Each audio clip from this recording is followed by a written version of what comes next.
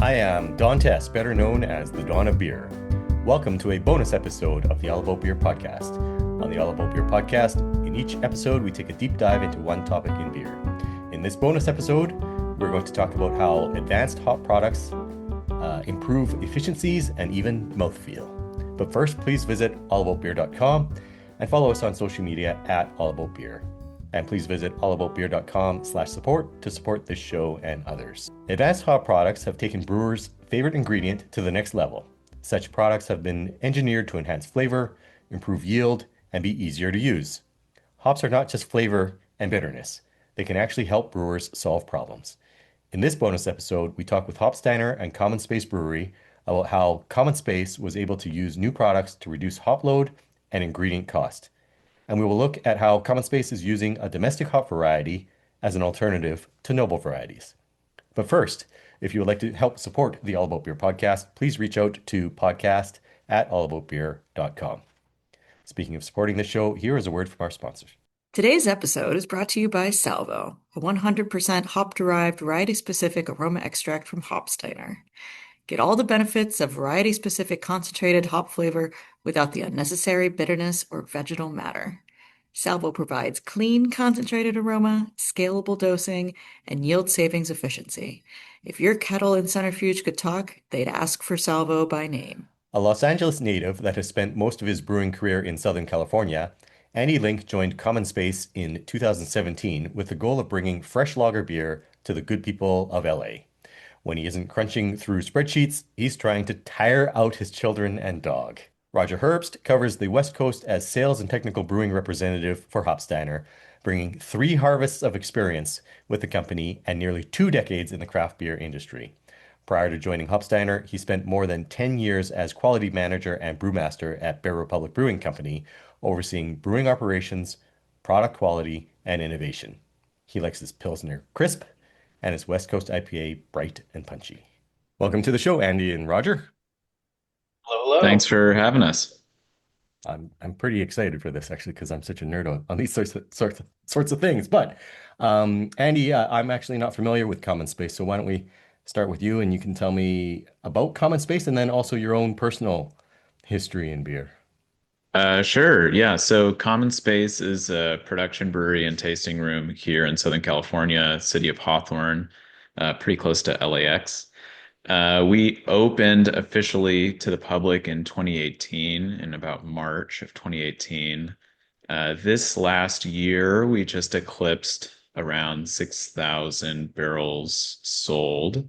So, yeah, I would consider us a fairly lager-focused brewery here in Southern California, where it's always sunny. But, we also make plenty of West Coast IPA, hazy IPA, specialty beers. We have a pilot system. So our goal is to try and be a brewery where somebody can walk in the door and find something on the board that they'd be really excited about. So yeah, we started in 2018 to the public, and before that I was a brewer sort of all over the place, mostly here in Southern California, but a little bit of a stint in Northern California, which is where some of my roots intertwine with Roger. And yeah. Cool. And what's the distribution footprint? Yeah, so we're a self-distributed brewery. So at the moment, we're just LA County, Orange County. We're starting to dip our toes a little bit into northern San Diego County. But I think at the moment, are distributing as far north as Ventura, and about as far south as Carlsbad. But yeah, we have a really awesome group of drivers, and our distro team is kicking a lot of butt right now. And yeah, we're pretty much everywhere in the greater LA area. Okay, cool. So when next time people are in LA, come to Common Space. Yeah, absolutely. It's a really fun time. Yeah. If you peek at us on all of our socials and whatever, you'll see we're doing a pretty good job of putting on fun events. And if you're a Dodgers fan, there's no better place to get a beer and watch a Dodger game outside of Dodger Stadium, maybe. Yeah. I actually, whenever I have a long layover at LAX, I like to leave the airport and go to a brewery. So it sounds like I'm coming to Common Space next time I'm in LA. We're super close to the airport, so yeah, Yeah, we'd be a great stop for you. Yeah. awesome. Okay, so I understand that you were having a problem at Common Space, a brewing problem that you were trying to solve, and enter Hopsteiner. Yeah, well, I mean, I don't know if necessarily I would frame it as a problem, but I think the hop industry at the moment is in such an awesome space. There's so many different brewing solutions, and Hopsteiner is really offering, I think, a pretty unique portfolio of hop-based solutions. So even though I don't know necessarily that we felt like we had a problem at the time, Roger sort of reintegrating Hopsteiner into the Southern California scene, or at least with us at Common Space, really recontextualized how we were thinking about using Steiner products in our beer. Um, it started, I think, initially, Roger, correct me if I'm wrong, but I think our relationship started when we were trying to source some more concentrated noble hop varietals, Yep. and couldn't really find any. Yeah. Yeah. So I Yeah. think T45 middle fruit, right? Yep. That's right. That was when I knew I was talking to somebody that had a very smart and interesting perspective on what products to use.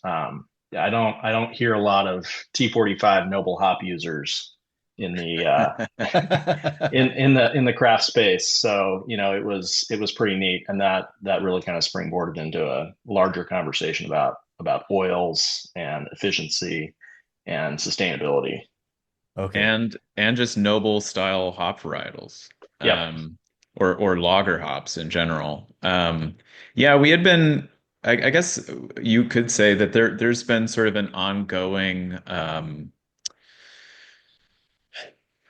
change, to put it as diplomatically as I possibly can, change in the quality or consistency of European grown sort of traditional noble hop varietals. And so years ago, I mean, this must have been in 20, like before we opened, when we were starting to do pilot batches of beer, we're noticing, just obviously it's not an uncommon realization, lower alpha levels, lower oil levels in traditional heritage noble varietals like middle Früh, Mhm. my favorite hop for brewing in the world. And after really ramping up a core brand of ours called Fresh Pills of LA, which is a very middle Früh dominant Pilsner, we were having issues getting the aroma profile, since it's a non-dry hopped Pilsner. We were having issues getting the bright aroma profile that we wanted from Middle Frew, and found T45 or saturated Middle Frew pellets were a huge lever to pull in fixing that.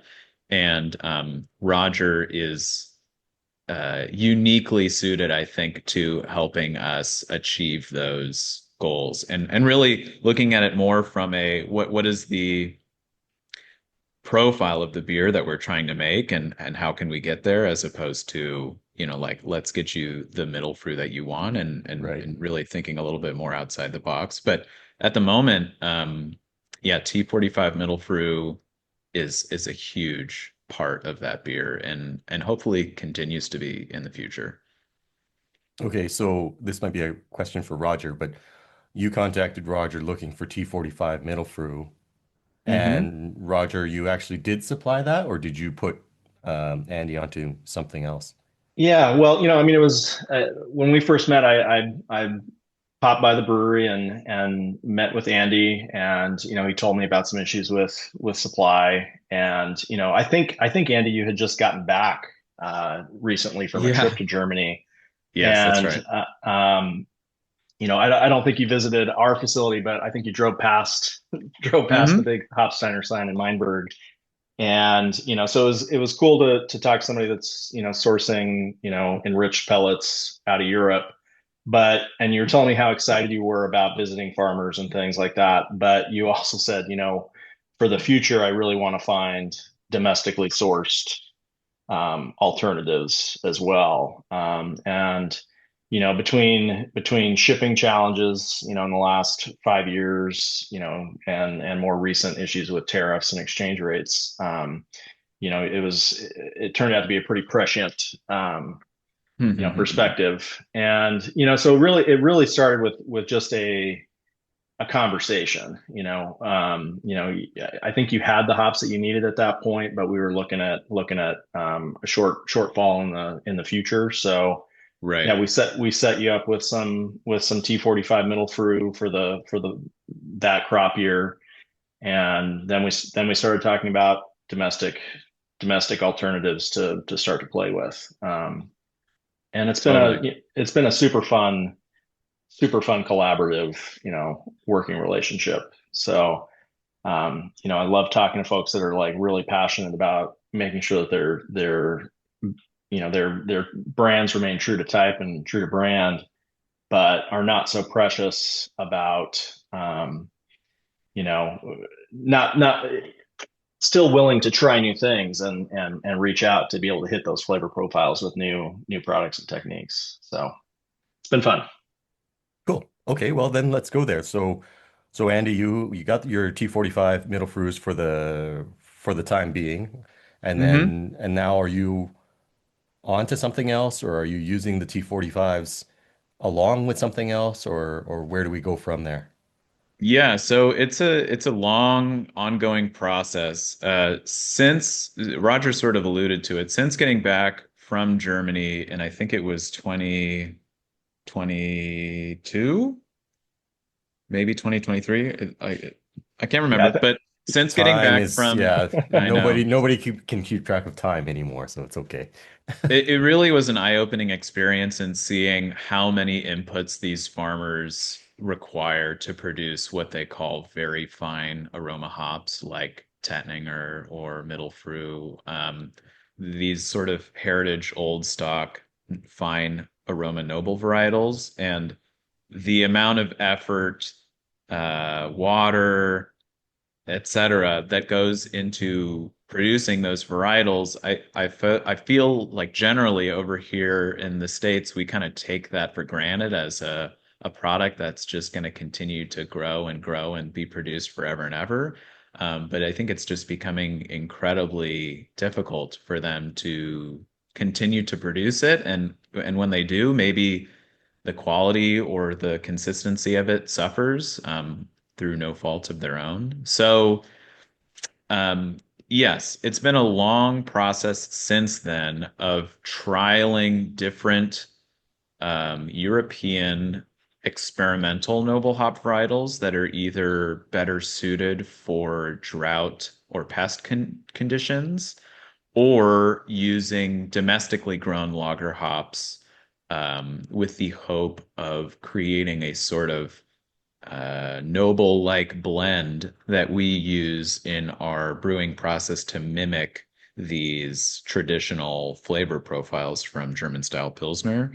Um, and yeah, so at the moment, Fresh Pills of LA is still all, it's T45 middle brew, but we have been trialing several domestically grown lager hops through our brew house since that trip. Um, and one of our favorites is Contessa.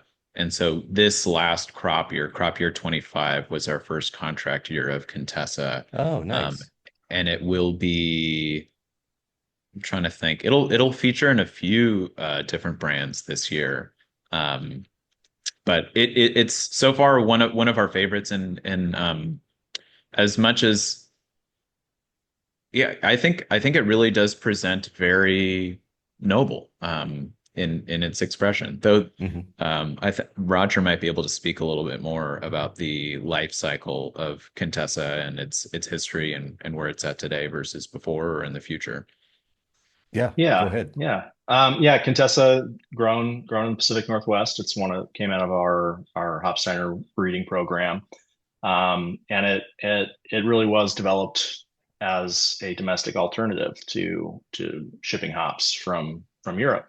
It has a great aroma profile. It's it's lightly herbal with some fruit notes.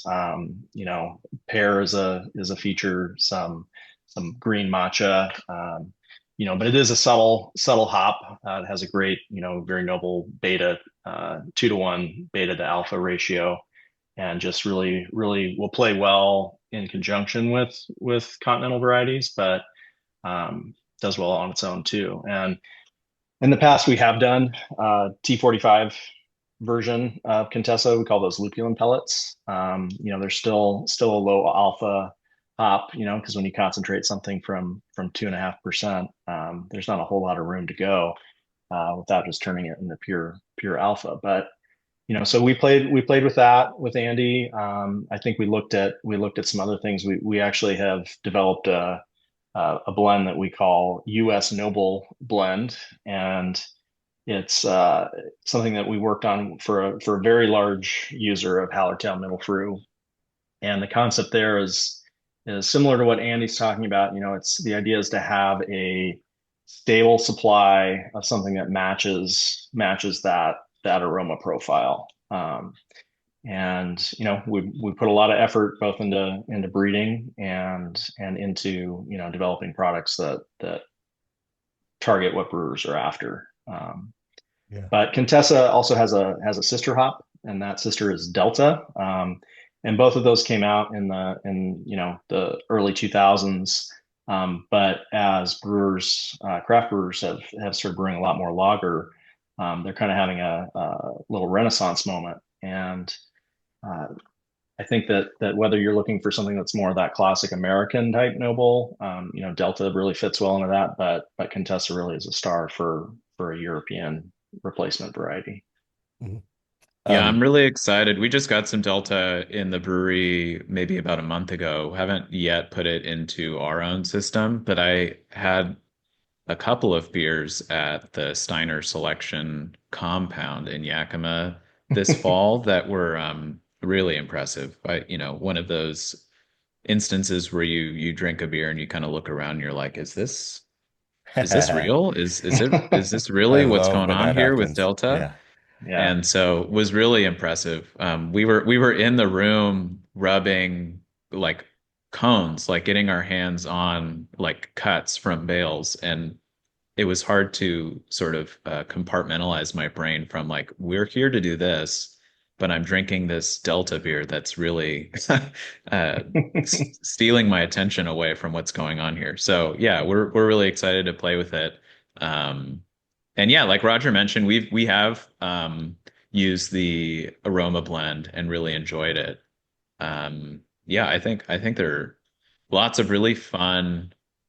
I think the future for domestically grown lager hops is bright. Yeah.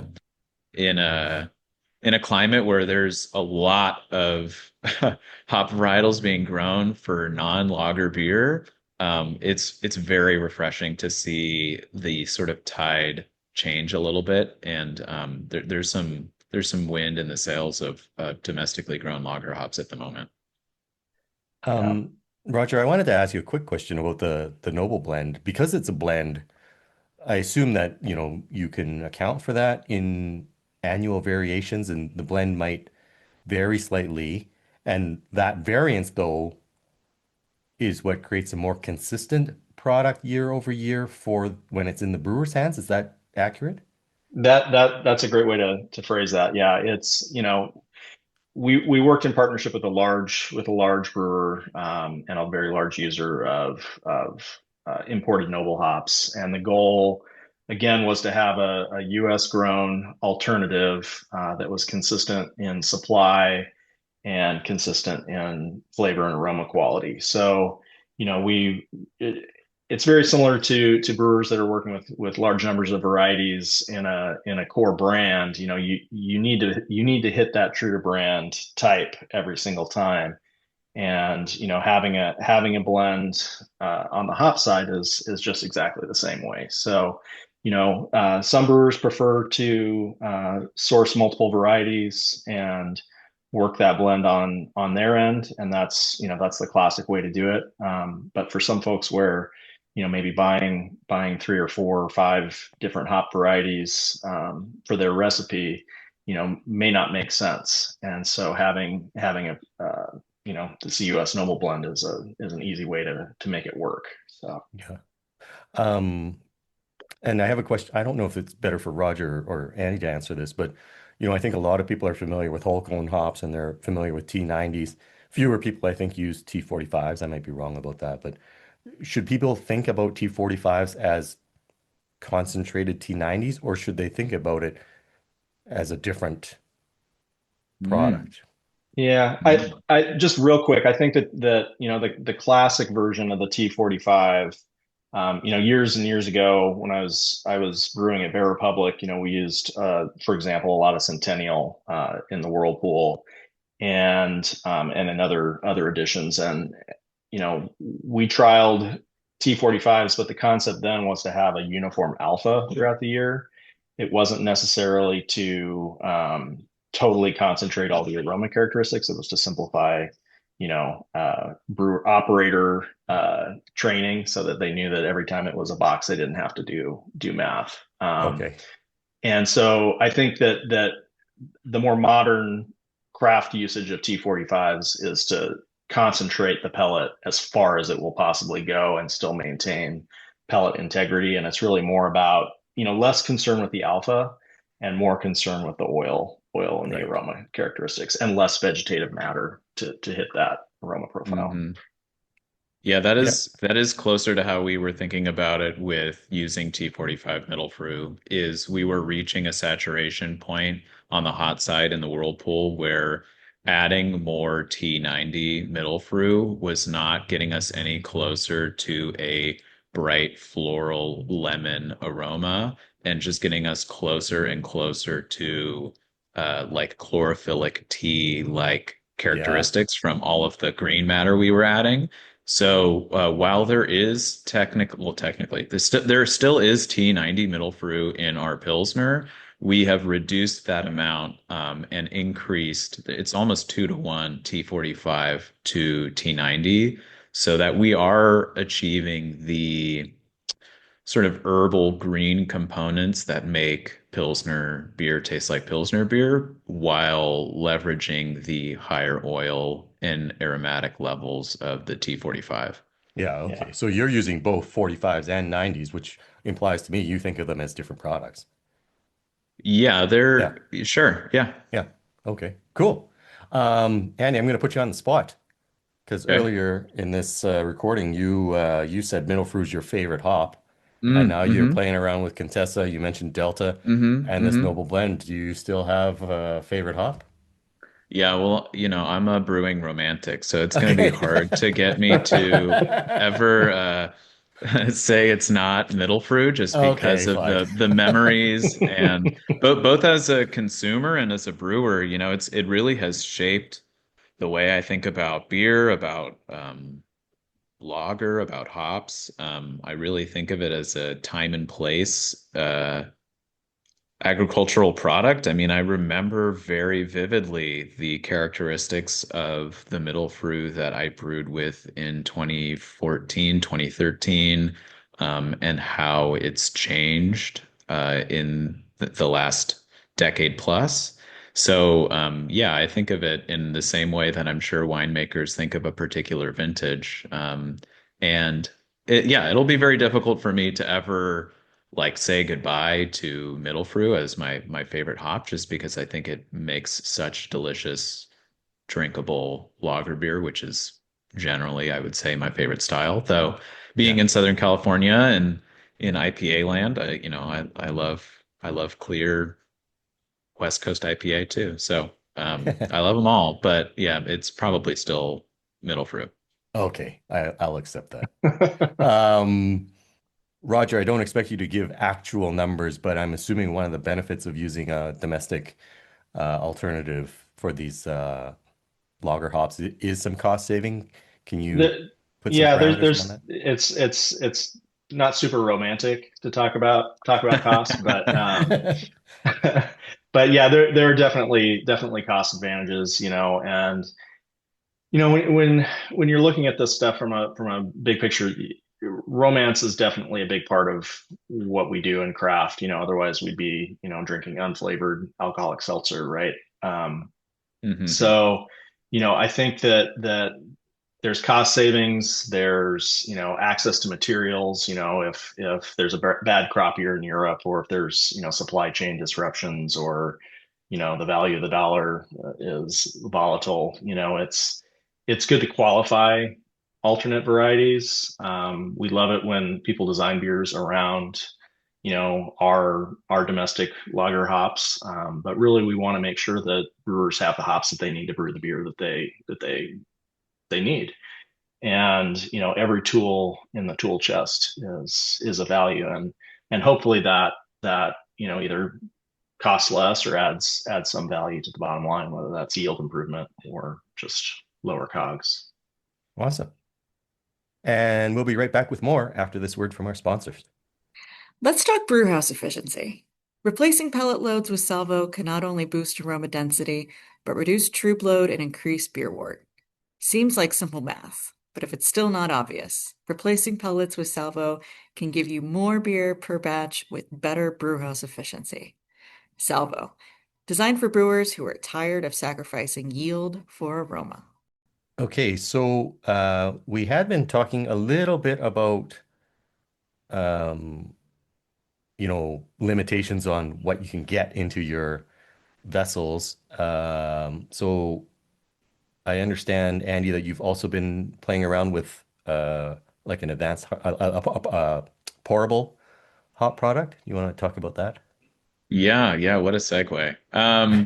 Yeah, so it like we've already been talking about sort of these products as vintages from different crop years, and even there are differences between various lots of the same hop. So earlier, gosh, I'm trying to remember what came first in terms of this um, of using Salvo, the product in question. I don't know which direction you want to go with this because there's really like two completely different schools of thought. I guess we'll talk first about there was a particular lot, the varietal itself I've now forgotten, but a really high oil level of a T90 that we had in the hot side, and um, it coincided with just a beer that had a really different texture as far as what I considered the oil saturation of that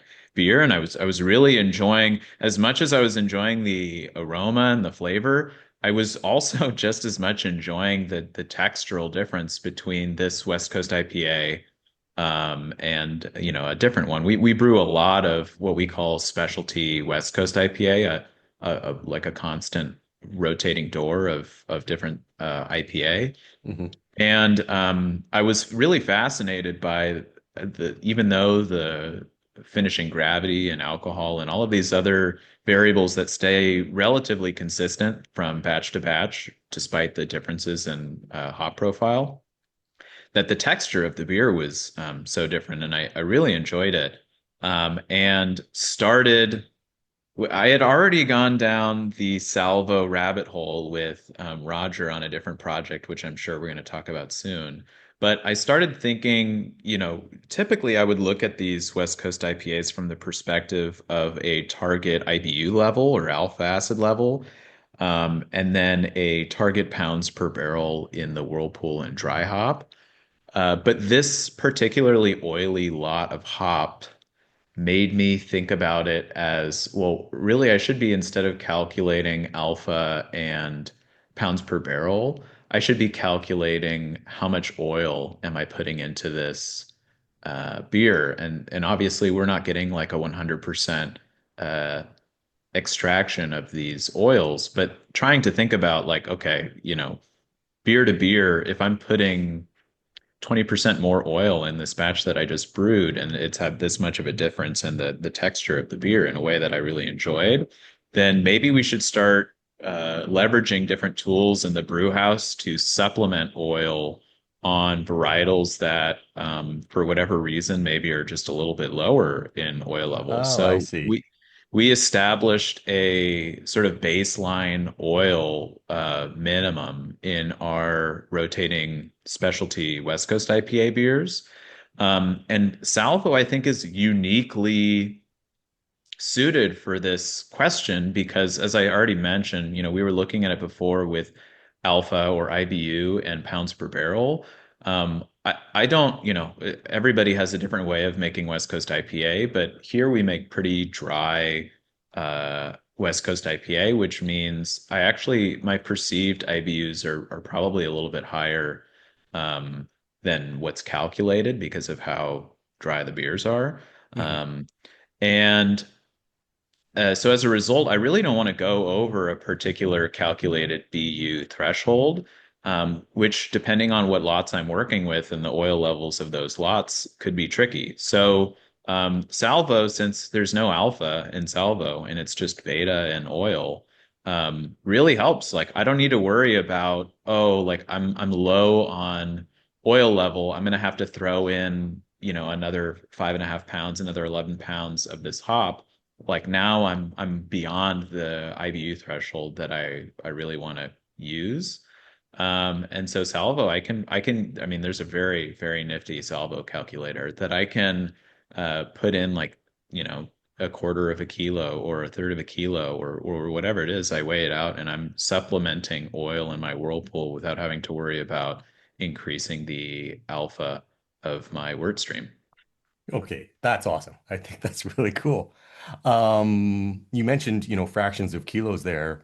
So, and maybe this is a question for Roger, but once you open a package, it's shelf stable, or you have to refrigerate it, or how do you use the product? It's a pretty darn stable product. Salvo starts out well, it starts out as a hop. Not exactly flowable. Yeah, Okay. it starts out as CO2 extract, and then as Andy mentioned, we remove the alpha for that, and the alpha goes to somebody that wants iso alpha extract or alpha extract or tetra iso. So what's left behind is the beta fraction and hop oil. And beta is definitely a waxy substance. Now, depending on the variety of salvo, there are some varieties that are just oil monsters like Sultana and Eureka, and because those have a high relative oil content, they're a little softer. But the way that salvo works is it comes in a tin, just like CO2 extract, and you warm it up.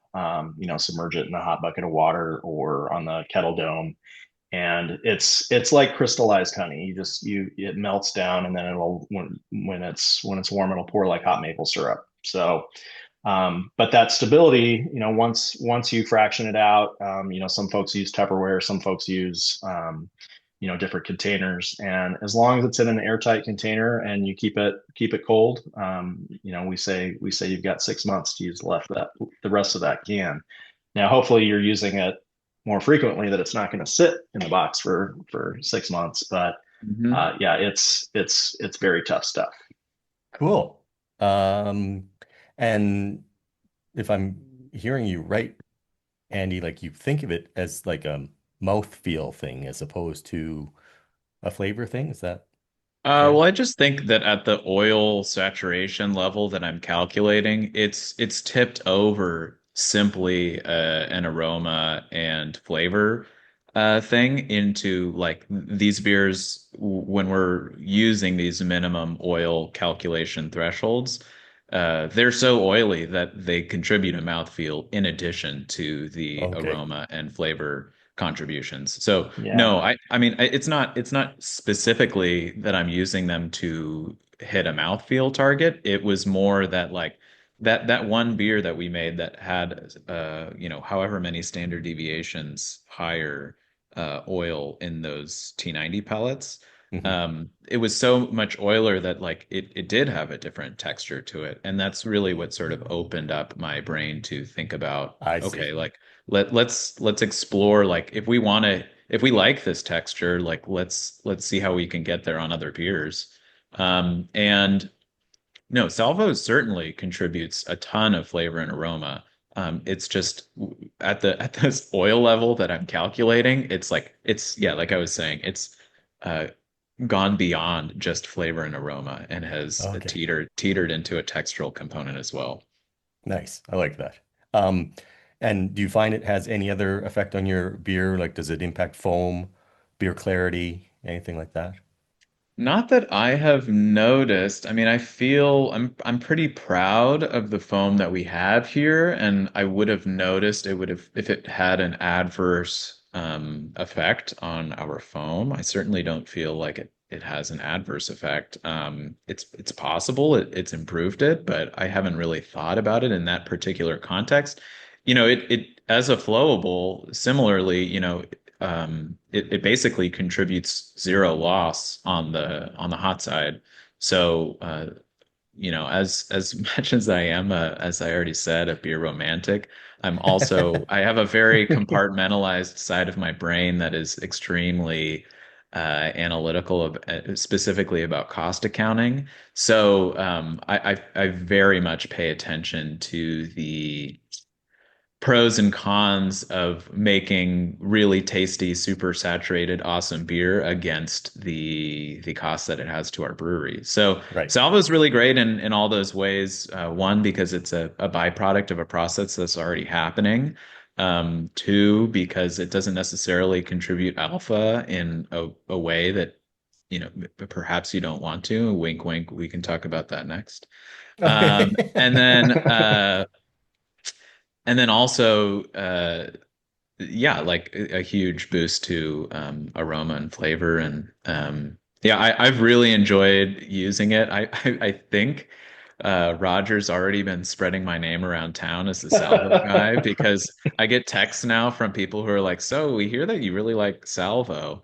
And it's true. I love talking about it. I think it's just a really unique tool. Like Roger was saying, tools in the tool chest. Like Mhm. Salvo is a unique opportunity if you don't want to add alpha to something, but you want to continue to saturate hop flavor, texture, aroma. Like I think it would work really well in styles like West Coast pills or like a dry hop pilsner where there's a drinkability threshold that you don't want to like get an overly bitter West Coast pills or dry hop pills, but you still want a ton of hop aroma and flavor. Like Salvo is awesome for that. For double IPA, when you're like, okay, we've already, I, I'm being hyperbolic, but we've already put like 3 pounds per barrel in the whirlpool. We're only going to end up with like 10 barrels after a 30-barrel whirlpool because we've thrown so many hops into this whirlpool. Like, let's throw Salvo in. If we really Yeah. need that much more aroma and flavor or texture, without losing more beer. Like there's a certain point in terms of like the efficacy of these huge whirlpool loads where I'm like, I'd rather not lose that much more beer Yeah. if I can help it. And Yeah. presumably it I, makes cleanup easier too. Yeah, yeah. I mean it yeah. cleans up pretty good. So Yeah. yeah, fine Sorry, with Yeah. Roger. me. I interrupted you, Roger. No. I just, Andy did flip the script for me on how I think about Salvo too. For a lot of folks, when I first start talking to them about it, well, for example, another good customer that uses quite a bit of Salvo in the Southwest, and we approached it from a recipe development point of view, and it was let's look at the oil content of the Salvo versus what you're using in T90. And so looking at it as a Replacement. oil to oil replacement. And the thing that I love about Andy's perspective is he's looking at it as a oil saturation content in the whirlpool point of view for like future recipe development, and Mhm. really targeting a number. And I don't know if you have different numbers for different, whether it's a West Coast or a hazy or things like that, but the idea that rather than looking at it as a pellet equivalent, you're looking for that baseline number is really I think, insightful from a recipe development point of view. And the other big aspect that you mentioned, Don, is that cleanup factor. And for folks that I'm not sure that wastewater is a big issue for Andy at Common Space, but for folks that are losing that wort, and whether that's lost beer that could have been kegged, that's one issue. But Yeah. also having that high strength waste go down the whirlpool drain, it can be a big issue too. And Salvo works Yeah. well to mitigate that. Yeah, I like that. Andy, you were hinting that you wanted to talk about something about Well, alphas and no, bitters. it's just that Salvo, like I sort of mentioned in the beginning, there's really two ways that we think about Salvo here. And as much as we've talked about thinking about Salvo as, this last conversation as an additive ingredient tool in our tool chest, I'm pretty sure, Roger, it started with another project. Am I wrong, or um, Are you? I remember Roger and I coming up with this crazy beer idea, and uh, really it was us at Common Space pushing Roger out of his comfort zone. We wanted to make a hazy IPA that had zero calculated bitterness. Um, our relationship with hazy IPA is one of like we want to make sure like as a brewer individually, like hazy IPA is not my favorite style of beer. I don't have any ill will or like hate or distaste for it. It's just it's not something that I enjoy as much as a West Coast IPA. So it's hard for me to always get in the right headspace of like how do I make this beer better? But Right. my understanding of it is a lot of it has to do with you get all of the benefit of these beautiful aromatic complex bouquet of hop aromas without the IBUs or bitterness that would necessarily accompany those things in a traditional West Coast IPA. So when Salvo entered our brew house, and again, I can't remember what came first, the chicken or the egg. Um, we thought, well, okay, if we can introduce a ton of hop aroma and flavor without any bitterness, like Salvo seems to be a really unique tool in making hazy beer as well. Um, at the time, we had been making hazy beer, I'm sure the way a lot of other people have, where we're adding, T90 in a colder whirlpool to maintain a lot of those more volatile hop aromas and oil fractions without incorporating a ton of the isomerized alpha acids into that wort stream. So we collabed on this beer. The first one was called A Certain Panache, and it was a a hazy IPA that had zero calculated IBUs in the on the hot side, and it was just a ton of Salvo plus as a mid fermentation dry hop, and then we finally dry hopped it with I think was it Lupulin Sultana and Lupulin Alora? Alora. Yep. Yeah. Yep. Um, and it was such an interesting experience because the grist of that beer was designed in the mash profile. All of that stuff was designed the way that we had traditionally been making our hazy IPAs with, T90 and some calculated bitterness in the wort stream. But because there was no IBU, there were no IBUs in this beer. The finishing gravity, even though it was like the same finishing gravity we would have expected normally on our hazy IPAs, um, had none of the bitterness to sort of balance out that sweetness.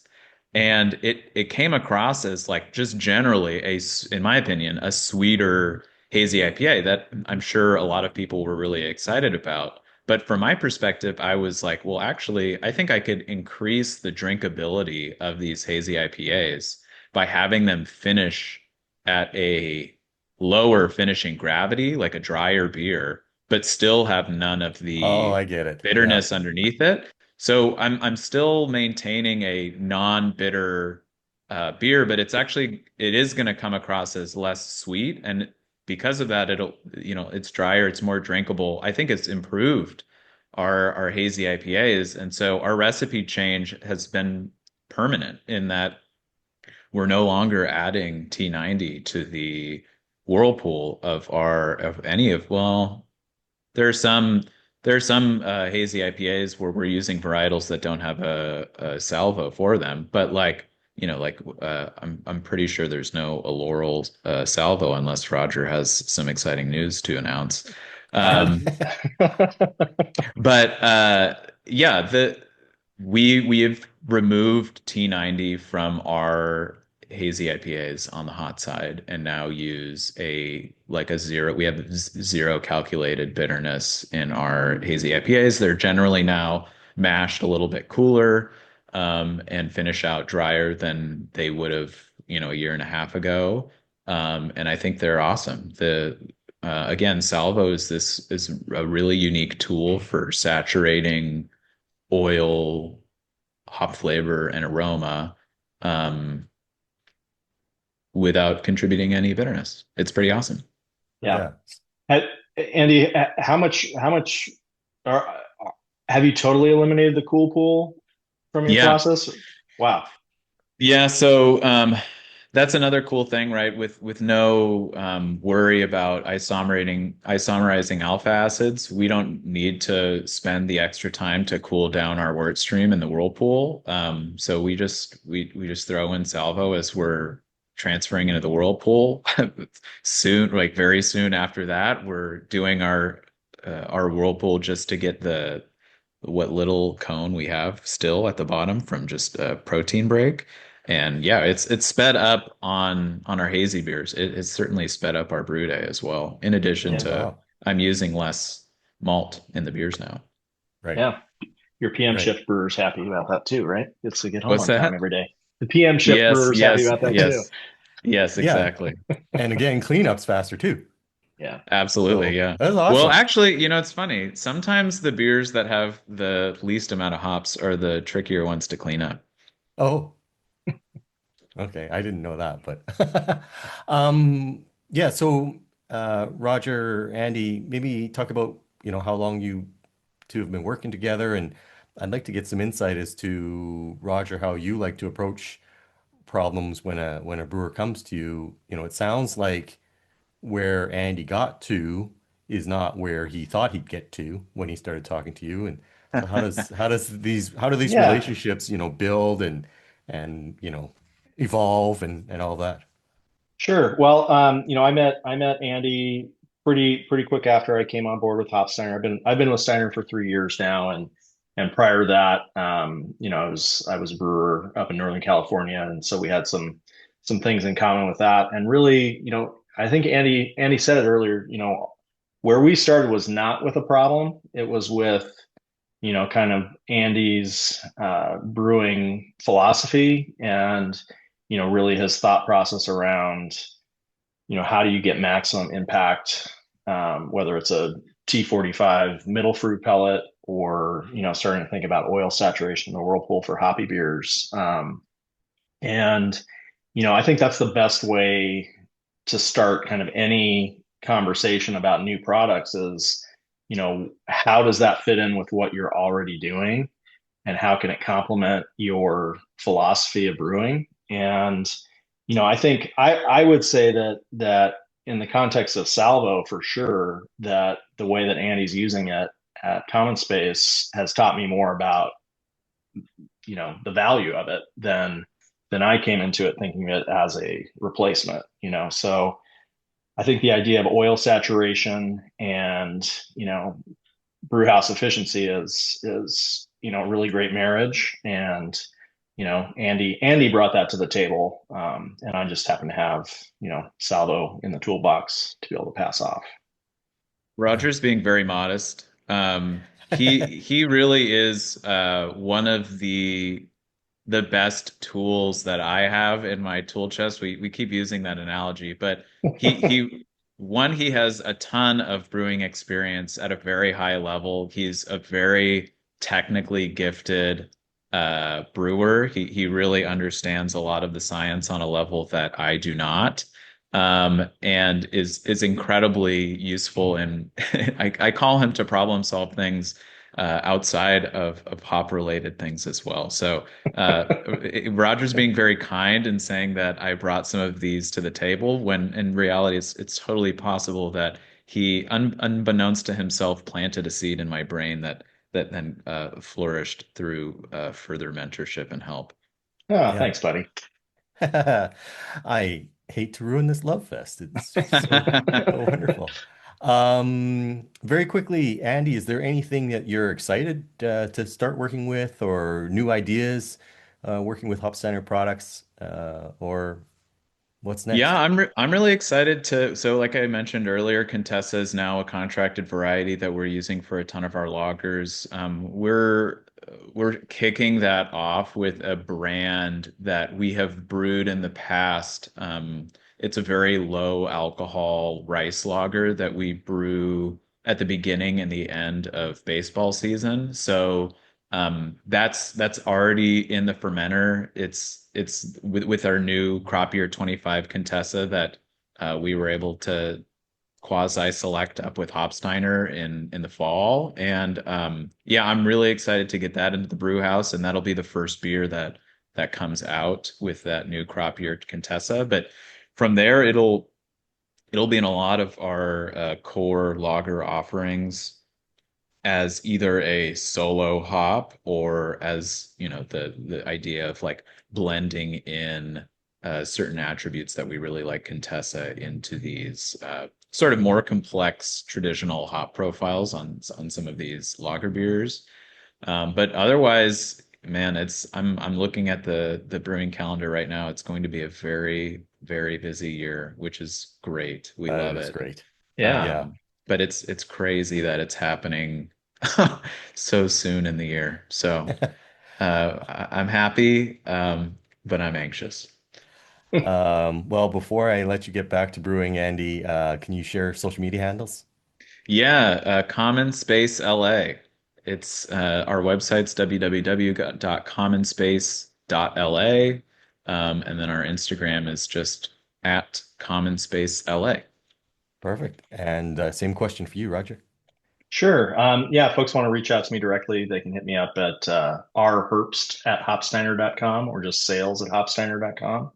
And our socials are at Hopsteiner. And, you know, Andy, love working with you and super fun. Yeah, I can't wait Perfect. for our next thing. Yeah, Yeah. this was great. I learned a lot. Thank you. Thank you for your time, guys. Yeah, thank Yeah. you. Cheers. Cheers. If you enjoy the All About Beer podcast, please thank our sponsors. And please visit allaboutbeer.com and follow us on social media at allaboutbeer. And please visit allaboutbeer.com/support to support this show and others. If you have questions for the experts, please email podcast@allaboutbeer.com. That's also the email for feedback, suggestions, or to inquire about supporting this show through advertising. And myself, friendly reminder that I am at the Dawn of Beer on X, Threads, Blue Sky, and Instagram. And on Facebook, I am at the Beer Dawn. And you can always drop me an email, dawn@thedawnofbeer.com. Here's a final word from the sponsor of this bonus episode, Hopsteiner. What can I say? Once you go Salvo, you don't go back. Better yields, repeatable performance, and fewer hop solids to drag you down. No more heavy hop loads, no bitterness spikes, just variety-specific hop flavor. It's the easiest way to sharpen your aroma profile while improving your yields batch after batch. Find out more at shop.hopsteiner.com or ask a sales rep how Salvo can help you.